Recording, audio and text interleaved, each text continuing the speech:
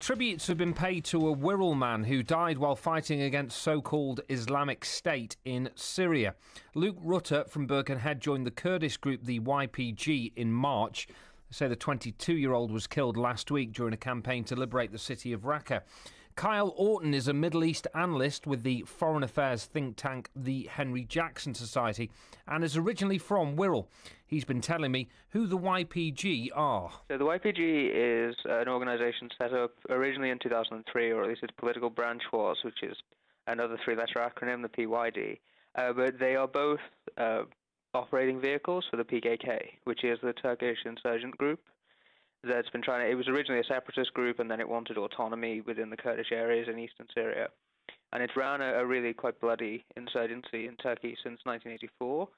And it set up these regional branches over the last 15 years to operate through front, basically, so that it looks more local to the Kurdish populations in Syria and Iraq and Iran. Can you explain why someone would decide to fight in such, a dangerous area? Well, the YPG, as the vehicle for the PKK, has run a very elaborate and successful messaging campaign, especially to the West, to present its cause, which is essentially a state-building project, as a universalist liberal project. And it's also often presented as being against the Islamic State. So they present their fight as one to liberate the areas under ISIS's control. And that's very attractive to a lot of Westerners who understandably want to go and fight this organization, or at least wish to see the organization destroyed. And some people feel that they should contribute to that, or they feel that the government isn't doing enough towards that. Yeah. How many people from the UK roughly have travelled to Syria to join the YPG? So it's at least 50. The estimates are really not good, but it's at least 50. Some estimates go up to 80, and there have been estimates even well over 100. I don't think it's that high, but I would say, if you averaged it out at between 50 and 80 or something, that would be believable. The full number of non-Kurdish foreign fighters within the YPG is in the hundreds. There are many, many more foreigners, because it's the PKK, there's a lot of Turkish citizens are involved, especially at the upper end of the organization. The PKK, and indeed the leadership cadre is entirely Turkish, really, behind the scenes.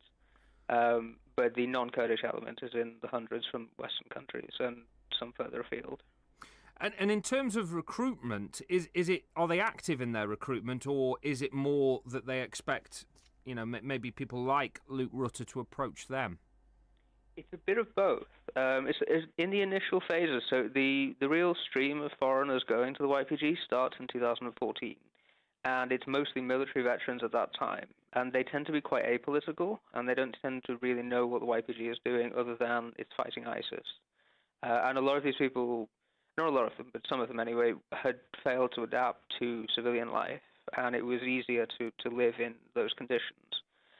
Since that time, though, they set up a group called the International Freedom Battalions in mid-2015, and since that time, the YPG has been more careful in who it allows into its ranks after some incidents early on, and they tend to be hard left politically now. And there are sort of pseudo-recruitment drives with certain activists who've been fighting with the organization from the West, who now operate in Europe and in America, and kind of spread the message of the group's cause.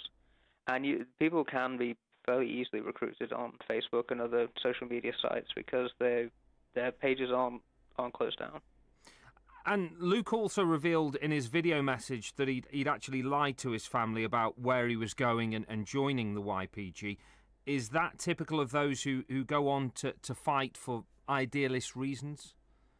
It's a mixed bag. It depends really. He was very young, so he was only 22.